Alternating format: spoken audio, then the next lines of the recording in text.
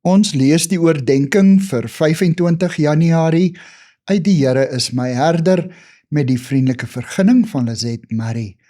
Die opskrif by vandag se oordenking is smagting.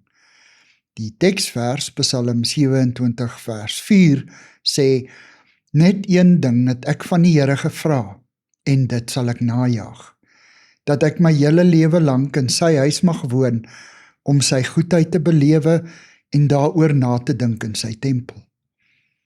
As student het ek na 'n holderste bolder oorseese reis propvol nuwe indrukke en onuitwisbare ervarings by die huis gekom.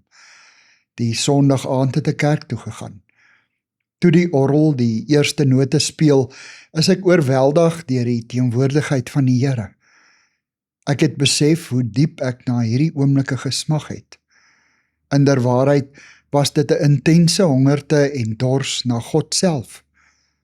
Ek het dit nie besef tot ek in die heilige ruimte van sy woning ingestap het nie. Hoe moes Dawid nie daarna verlang het om saam met die ander Israeliete in die tempel te kon aanbid nie? Hy was voortdurend aan vlug. Die oop veld was sy woning. Spilonke en bergskere sy skuilplekke. Nêrens kon hy tot rus kom nie. Sy verlange was groter as 'n blote af en toe besoek aan die tempel.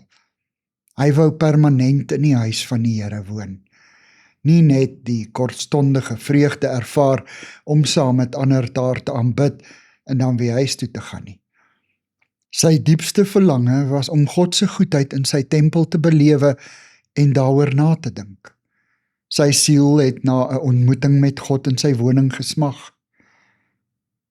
Here, plant diep in my 'n verlange om U in U tempel te ontmoet. Amen. Dankie vir die saamkuier. Ek deel Lizet se kontakbesonderhede in die inligtingsparagraaf van die kanaal.